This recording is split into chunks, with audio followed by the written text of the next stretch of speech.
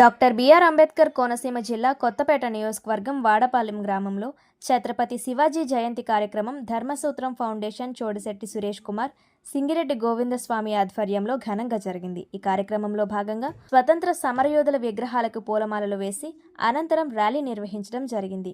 శివాజీ విగ్రహానికి రాష్ట్ర బీజేపీ కార్యవర్గ సభ్యులు నివాళులర్పించారు. అనంతరం జగదీష్ మాట్లాడుతూ, చరిత్రలో గొప్ప యోధులు సువర్ణ అక్షరాలతో లిఖించబడిన పేర్లలో ఛత్రపతి శివాజీ పేరుకు ఎంతో ప్రత్యేకత ఉందన్నారు.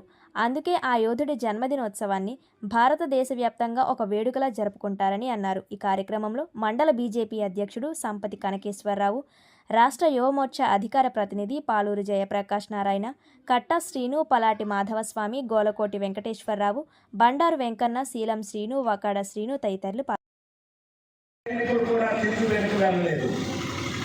శివాజీ మహారాజా నీ వెనకాలే మేము ఉంటాం, నీ వెనకాలే మేము ఉంటామని చెప్పేసి శివాజీ మహారాజు వెనకాలే ఉన్నారు.